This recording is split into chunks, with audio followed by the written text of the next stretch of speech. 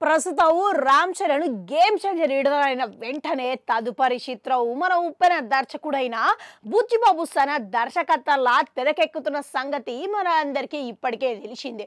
ఇక ఇటీవలనే పూజా కార్యక్రమాలు గిట్లా మొదలుపెట్టి జస్ట్ ఈ సినిమా విడుదల అవ్వుడే ఆలస్యం వెంటనే ఆ సినిమా షురూ చేయనికే సిద్ధంగా ఉన్నారంట.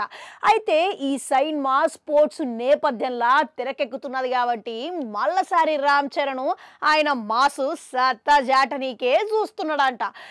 రామ్ చరణ్ 16వ సినిమా లెక్క ఈ సినిమా వస్తున్నది కాబట్టి బుచ్చిబాబు గిట్లా ఓ రేంజ్ లో ప్లానింగ్ చేసిండంట. ముఖ్యంగా ఈ సినిమాకు సంగీత దర్శకత్వం రెహమాన్ని కావాలని తీసుకున్నాడంట. అయితే రెహమాను తెలుగు సినిమాలు చేయడం అనేది చాలా అరుదాయే. ఆయన సీదా తెలుగు సినిమాలు చేసి చాలా రోజులు అయిపోయింది, చాలా ఏళ్ళు అయిపోయిందంటే నమ్మురి. అయితే రెహమాను సంగీత దర్శకత్వం అనేది ఆయన ఎందుకో తెలుగు సినిమాలకు పెద్దగా ఆసక్తి చూపించాడు. అందుకని ఆయన మొదట్లో 2-3 తెలుగు సినిమాలకు చేసినా కానీ సీదా తెలుగు సినిమాలు చేయడం అనంటే చాలా అరుదు కాబట్టి ఇప్పుడు రామ్ చరణ్ సినిమాకే అందిస్తున్నాడు.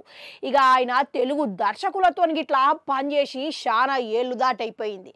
ఆ మధ్యకాలంలో చూసుకుంటే 2-3 తెలుగు సినిమాలకు ఆయన సీదా ఇచ్చిండు కానీ దర్శకత్వం వహించింది తమిళ దర్శకుడు కాబట్టి ఆయన ఒప్పుకున్నాడని సమాచారం వినబడుతున్నదంట. అయితే చివరిగా ఆయన గౌతమ్ వాసుదేవ్ మీనను దర్శకత్వం వహించిన సాహసం శ్వాసగా సాగిపో సినిమాకు సంగీతం అందించిండంట. అది గిట్లా లాస్ట్ ఆ తర్వాత రామ్ చరణ్ సినిమాకే ఇప్పుడు అందించబోతున్నాడు. అంతేకాదు బుచ్చిబాబు సనా ఈ సినిమాకు ప్రత్యేకంగా రెహమానే కావాలని కోరి మరి ఎంచుకొని తీసుకున్నాడంట. రెహమాను అంటే ఆస్కార్ అవార్డు గ్రహీతాయే. ఎవరు కాదంటారు చెప్పురి. ఆయనని పెట్టుకోవాలంటే పెట్టి పుట్టాలి. ఆయన ఒప్పించుడే ఒక సాహసం అంటే నమ్మురి. మొత్తానికి ఏదేమైనా కానీ ఉప్పెన సినిమాతోని మంచి బ్లాక్ బస్టరు ఇట్లు పాటలు అందుకున్నాడు. మళ్ళీసారికి ఇప్పుడు రామ్ చరణ్ అంటే అంతకు మించి ఉంటాయి కదా. అందుకనే రెహమాన్ కి గిట్లా సంగీతం విషయంలో ప్రత్యేకమైన శ్రద్ధ తీసుకున్నాడు అని అర్థమైతేనే ఉన్నది. మరోపక్క జాన్వీ కపూర్తో పాటుగా ఈ సినిమాల శివరాజ్ కుమారు కీలక పాత్రలను నటిస్తున్నాడంట. మొత్తానికి చూస్తుంటే బుచ్చిబాబు రామ్ చరణ్ సినిమాకు పెద్ద ప్లానింగే చేసిండని అర్థమవుతున్నది.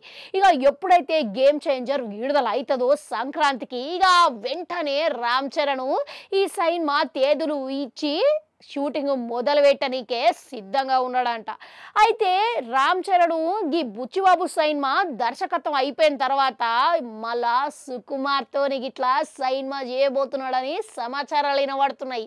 అయితే పుష్ప తర్వాత సుకుమార్ తదుపరి చిత్రం రామ్ చరణ్ తోరంటే ఇది అంతకు మించి ఉండొచ్చు అని మనం అంచనాలు అయితే వేసుకోవడము సాధారణమే అయ్యే. ఈ సినిమా గిట్లా 2025 చివర్లా ప్రారంభం కాబోతున్నదని ఇప్పటికే వార్తలు అయితే వినబడుతున్నాయి. మళ్ళా ఇది ఎంతవరకు నిజం అనేది మీరు ఇట్లా అంచనాలు వేసి కామెంట్ల వల్ల కామెంట్ పెట్టుర్రి. అట్లా గంట ఉంటుంది, అది కూడా నొక్కురి. మళ్ళీ వస్తా.